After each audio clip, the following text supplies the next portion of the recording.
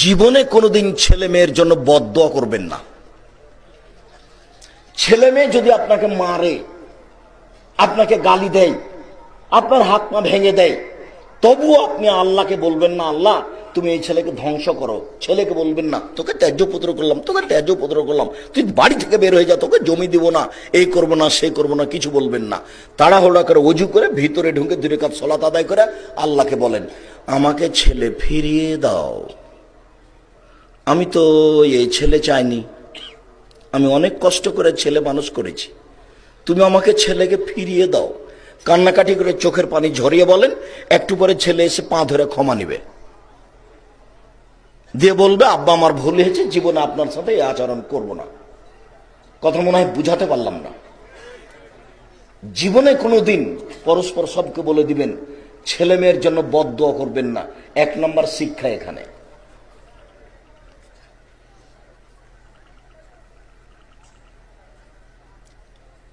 দুই নম্বর শিক্ষা হলো এই,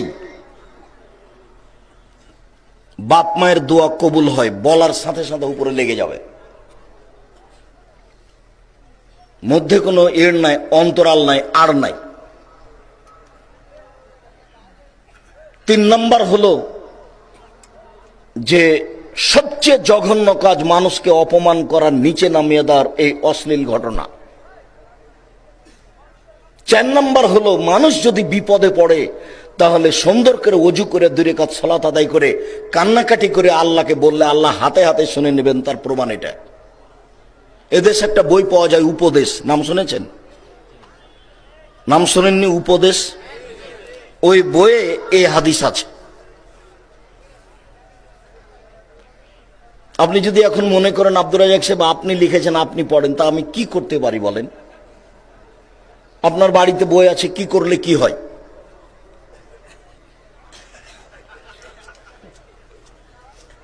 আপনার সাথে আমার আজকের জন্য তৃতীয় জরুরি কথা হলো এই, উপস্থিত দিনী মুসলিম বোন আপনি একটু শোনেন, আপনাকে বলছি। এই মেয়ে, গল্প করছো নাকি তুমি? ফ্যাশন বোরকা পরে এসেছো কেন? শরম করো না তুমি একটু? তোমার বাপ তোমাকে দেখতে পায় না, তোমার পরনে ফ্যাশন বোরকা কেন? তোমার স্বামী তোমাকে দেখতে পায় না, তোমার ভাইয়েরা তোমাকে দেখতে পায় না, তোমার পরনে ফ্যাশন বোরকা কেন? এই তোমাকে বলছি, জীবনে আর কোনোদিন তুমি এই বোরকা গায়ে উঠাবে না, আজকে বাড়িতে গিয়ে জ্বালিয়ে দিও। দিনী মুসলিম বোন আপনাকে আমি অনুরোধ করছি, আপনি পোশাক পরিবর্তন করুন। দেখুন আপনি পোশাক পরিবর্তন করুন, এইভাবে হটকারিতা করে জান্নাত পাওয়া যাবে না। শতদিন আপনাকে বলেছি 3 শ্রেণীর মানুষ জান্নাতে যাবে না, তার মধ্যে আপনি আছেন। 3 শ্রেণীর মানুষ জান্নাতে যাবে না। 1, মুদমিনুল খামর, যারা নিয়মিত বিড়ি তামাক জর্দা সিগারেট গুল নেশাদার দ্রব্য খায় পান করে, তারা জান্নাতে যাবে না। 2, ওর রাজলাত মিনান নিসায়ে, পুরুষের বেশধারী নারী, যারা পুরুষের জুতা স্যান্ডেল পরে, যারা পুরুষের শার্ট প্যান্ট পরে, যারা পুরুষের পোশাক পরে, তারা জান্নাতে যাবে না। 3, দায়ুস, তোমার স্বামী। এই মেয়ে, তোমার বাপ জান্নাতে যাবে না, তোমার কারণেই যাবে না। 3 চিল্লাই চলে গেছে লন্ডন, আর মেয়ে ঢাকা বিশ্ববিদ্যালয়ে আর একজনের সাথে ঘুরে। 3 মাস পরে ফিরবে, সেই জন্য ধর্ম পাগল হয়ে গেছে। धर्म राजशाही चांपानेर हावे लड्डू, दोनों हाथ में लड्डू है, जो चाहे उसको खा ले, जो चाहे उसको छोड़ दे। भूल ही सब धर्म एमन नয়। বাড়িতে মাশাআল্লাহ জারি থাকবে, কারফিউ জারি থাকবে। প্রেসিডেন্ট আইয়ুবের দেশ, 24 ঘন্টা কারফিউ জারি আছে মাশাআল্লাহ। কেউ বাইরে যেতে পারে না, সন্ধ্যা হয়ে গেছে। আমাদের শোনা কথা, আপনি স্বামী মানে এই বাড়িতে কারফিউ জারি থাকবে, 44 ধারা জারি থাকবে, আপনার কথা ছাড়া কেউ বাইরে যেতে পারে না। শুনুন, আপনি দিনী বোন, আপনি 4টা কাজ করতে পারলে আপনার জান্নাতের সব দরজা খোলা। সহজ, দেখেন আপনার জন্য সহজ। 1, সল্লাত খামসাহা, 5 ওয়াক্ত সালাত আদায় করলো।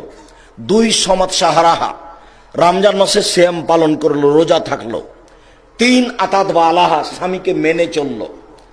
চার, আহসানাত ফারজাহা, জেনায় লিপ্ত হলো নাই চারটে। এক, আপনি 5 ওয়াক্ত সালাত আদায় করবেন, নামাজ পড়বেন। 2, রমজান মাসে রোজা থাকবেন। 3, স্বামীকে মেনে চলবেন। 4, জেনায় লিপ্ত হবেন না, জান্নাতের সব দরজা খোলা। আমি বলিনি, মুহাম্মদ সাল্লাল্লাহু আলাইহি ওয়াসাল্লাম বলেছেন। জরুরি কথা আপনার সাথে, স্বামীকে মেনেই চলতে হবে, তিতা লাগলেও মিঠা লাগলেও।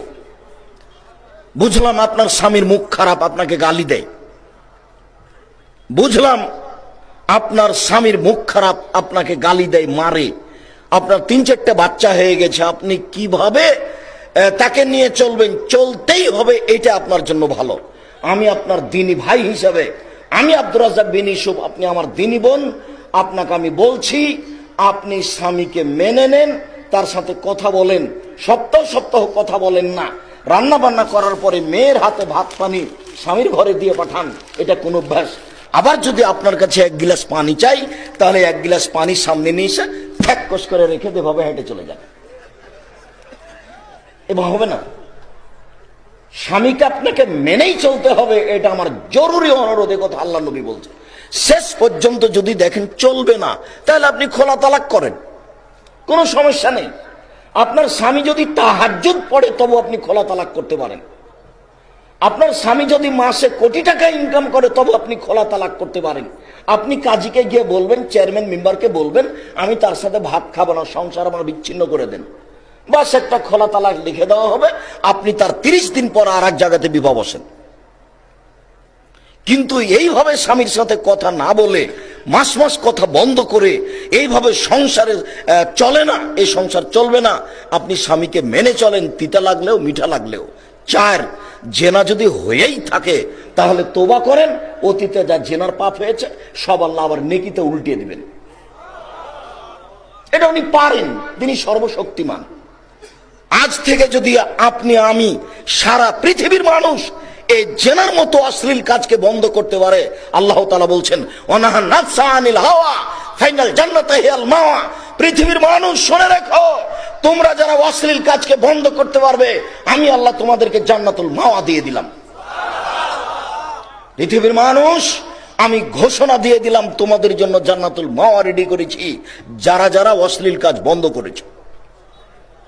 মুসলিম বোন, আপনি যদি অশ্লীল কাজ বন্ধ করতে পারেন, আপনার জন্য জান্নাতুল মাওয়া রেডি আছে, সব জান্নাতের দরজা খোলা। আর একটা কথা আপনার সাথে শোনেন, এদিকে শোনেন, কথা বলছেন নাকি এখনো? এই মেয়ে, দেখেন আপনি, আপনার জন্য জান্নাত কত সহজ। আল্লাহ নবী বলছেন, নবীগণ জান্নাতে যাবেন, শহীদেরা জান্নাতে যাবে, সত্যবাদীরা জান্নাতে যাবে, মহিলারাও জান্নাতে যাবে। তবে আপনি কিন্তু এই সিরিয়ালে আছেন, কিন্তু আপনার সাথে একটা বাক্য লাগা আছে, তবে। তবে যদি তারা স্বামীকে মেনে চলে,